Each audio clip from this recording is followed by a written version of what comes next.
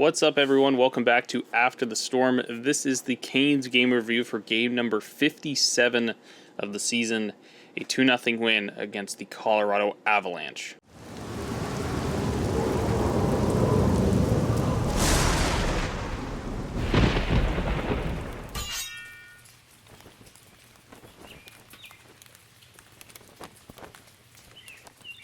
As of late, I've been kind of making these videos shorter, and this one's going to be no different because there was lots to talk about in this game, but honestly, all the talking points of this game come from the third period. So beginning with this game, I'm not going to do an intro for this one.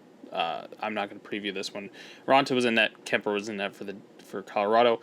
Really wasn't much else going on in this game. In terms of changes for either squad, both goaltenders were excellent. Very close first period. I think the shots were 18-12 in favor of Carolina. Second period came and went. Avalanche were dominating in the second. Carolina dominated the first. And we entered the third period with a scoreless 0-0 game. Now the third period, or the second intermission, I should say, kicked off with this tweet exchange between myself and at Caniac Zach, who's one of the best follows on Kane's Twitter, bar none, and also Pours for Scores. He's done so much there.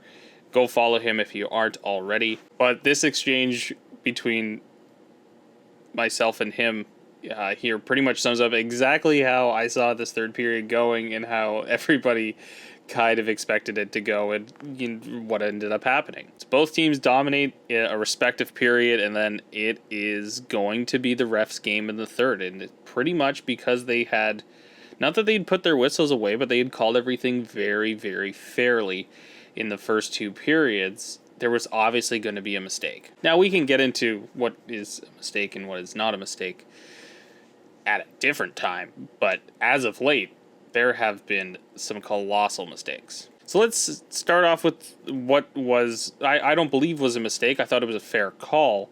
And then we're going to get to Gabe Landeskog's comments about the game afterwards. I'll put up a tweet on the screen of what he said after the game because it makes a lot of sense. The first play of the game here that resulted in some deliberation between the Avalanche and the referees was the Kadri high stick on Nino Niederreiter. Kadri argued it's a dive. Nino definitely gets clipped by the high stick, and I don't think it was much of like he fell. I'm saying that I'm biased on this one a little bit, but to me it looked like he just lost his footing or tripped over his own skates or hit another skate. He was pretty close to somebody else on the play.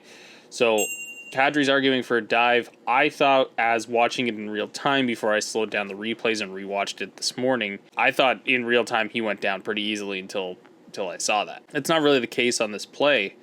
He does just go down, but he's also already been high sticked, so that's a fair penalty to call. Now, after that penalty expires, Colorado kills it off. There's a play in the Canes zone that leads directly to the goal at the other end. In showing this picture, I know this looks a little bit behind, but Nino Niederreiter does hook and pull and ultimately trip and take Nazem Kadri out of this play. So in my mind, if you're going to call one, you gotta call the other. So I think this is the first mistake of the game for the refs. This mistake leads directly to a Canes goal. Somewhat, you could argue it is or it isn't.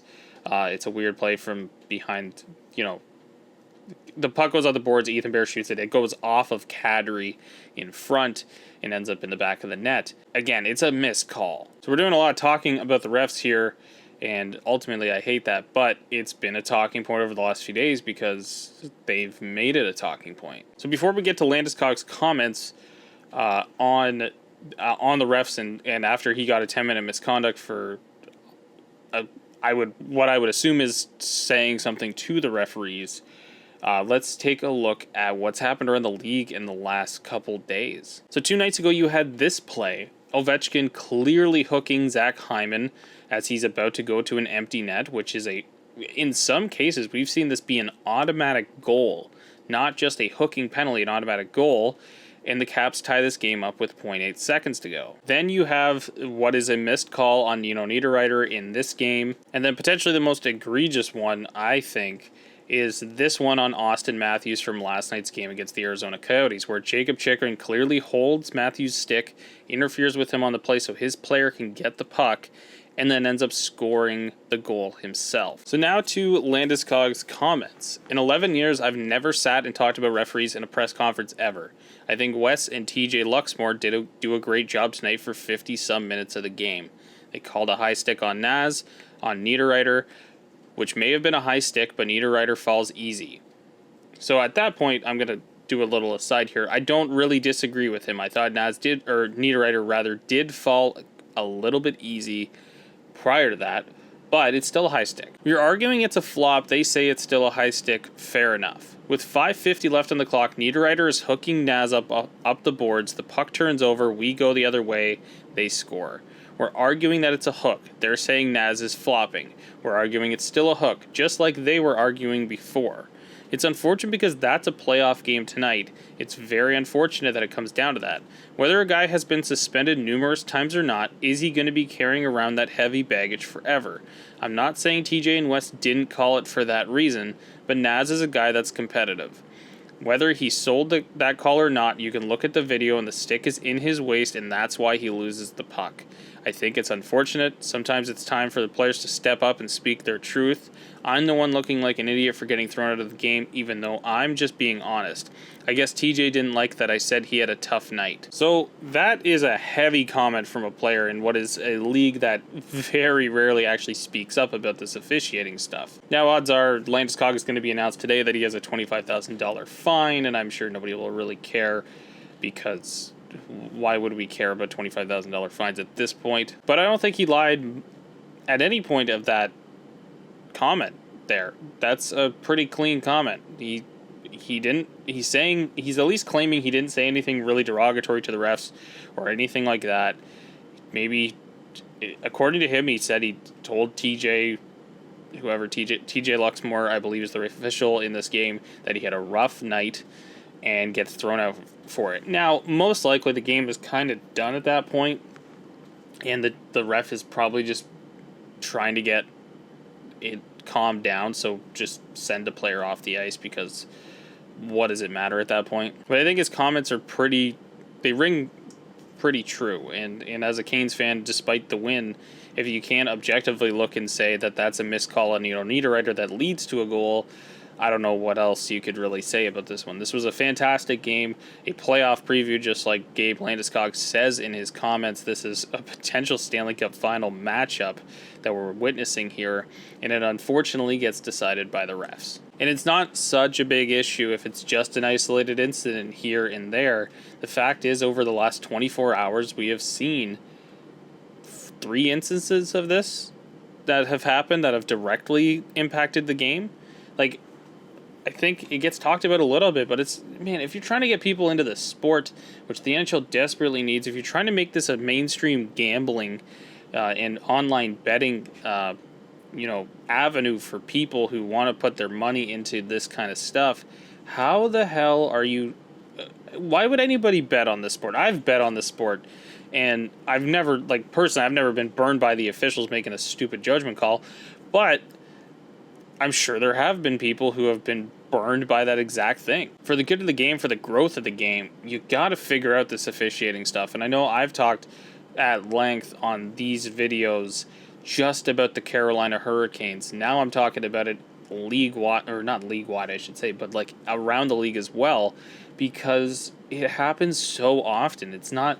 The fans that want to sit around and claim it's just their team, no, it's every team, because the officials aren't that good at their jobs. And no, nobody should be fired, but there should be an emphasis on getting this stuff right, calling the rule book. If a team sits around, I think the Bruins are a great example of this. Like, it doesn't matter what position the Bruins qualify in the playoffs, they're going to go in and do damage simply because they're the Bruins and they know they can get away with it ton of stuff in the playoffs. The rulebook changes in April every year, and it's stupid.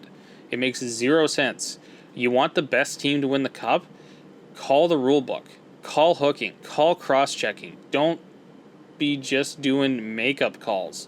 The fact that an official last season got fired for doing a makeup call is hilarious, because we all talked about it happening for years, and then literally a ref just forgets to turn off his mic on a live broadcast, and there it is for everybody to see. Carolina wins this game 2-0, but it's mired in what should be the story of this game should be 100%. It still is. It's a part of the story, but the story should be Antti Raanta coming in and absolutely shutting the door in the absence of Frederik Andersen, and while he's injured, and it looks like the Canes have no concerns. That should be the discussion point around this game. I should be talking about the Finnish father of the team shutting out the Colorado Avalanche, and they've never been shut out this year. But the next morning, this is the story.